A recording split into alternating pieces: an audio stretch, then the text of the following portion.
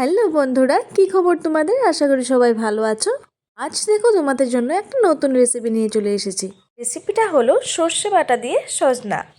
এবার দেখো, আমি কিন্তু সজনা আর আলুগুলো গোট গোট করে কেটে নিয়েছি। তারপর এদিকে কালা সর্ষা, সাদা সর্ষা নিয়ে নিলাম, সাথে নিয়ে নিলাম কাঁচা লঙ্কা আর আদা। তার সাথে রয়েছে টমেটো, এগুলো আমি পেস্ট করতে দেব। এদিকে দেখো, কড়াই কিন্তু গরম হয়ে গেছে।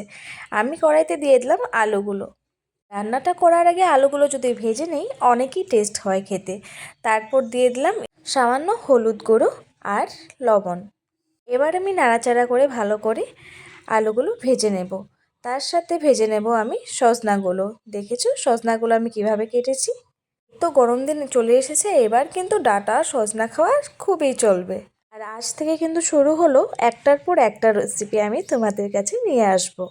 এবার দেখো, আলু আর সজনাগুলো আমি ভালো করে ভেজে নিয়েছি, আর আমি এদিকে সর্ষা আর টমেটোগুলো বেটে নিয়েছি। তারপর এক এক করে আমি আলু আর সজনাগুলো তুলে নেব।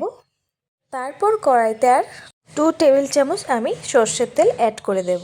তেলটা গরম হওয়ার পর আমি এখানে দিয়ে দেব 1 চামচ কালো জিরে।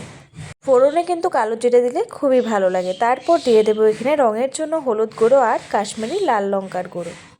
তারপর অ্যাড করলাম সর্ষে বাটা। এই রান্নাটা কিন্তু সর্ষার তেলে করাটা খুবই দরকার, কেননা সর্ষার তেলে ঝাঁঝটা বেরোয় আর খেতে খুবই টেস্টি হয়।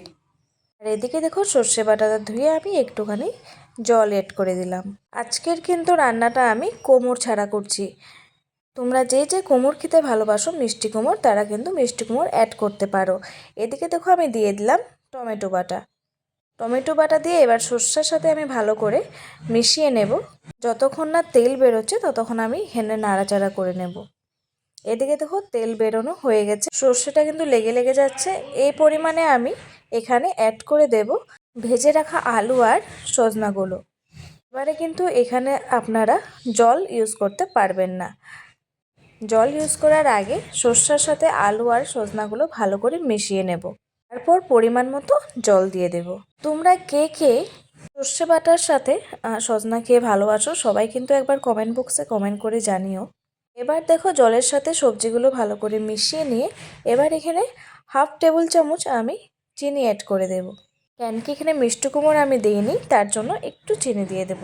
তারপর এখানে অ্যাড করলাম আমি 1/2 টেবিল চামচ ধনে গুঁড়ো। তারপর একটু নাড়াচাড়া করে একটা থাল দিয়ে আমি এখানে ঢেকে দেব। 5 থেকে 7 মিনিট আমি ঢাকা দিয়ে রাখবো। তারপর ঢাকা উঠিয়ে দেখব জলটা কিন্তু অনেক টেনে নিয়েছে। এবার দেখো, আমি নাড়াচাড়া করছি, জলটা অনেকই টেনে নিয়েছে। এবার কিন্তু অনেকই স্বাদ হবে খেতে। ভালো করে সব কিছু সেদ্ধ হয়ে গেছে। দেখো, আলুটাও সেদ্ধ হয়ে গেছে, ভেঙে যাচ্ছে। এই পরিমাণে আমি এখানে দিয়ে দেব কুচি করা ধনেপাতা। ধনেপাতা দিয়ে গার্নিশ করলে কিন্তু অনেকই ভালো লাগে খেতে, আর লাস্টে ধনেপাতা দিলে অনেক স্বাদ হয়। এবার আমার রান্নাটা কিন্তু শেষ। দেখো ফাইনাল লুকস। ভিডিওটা কেমন লাগলো বন্ধুরা, সবাই কিন্তু কমেন্ট বক্সে কমেন্ট করে জানিও। আজকের জন্য এতটুকুই, থ্যাংক ইউ।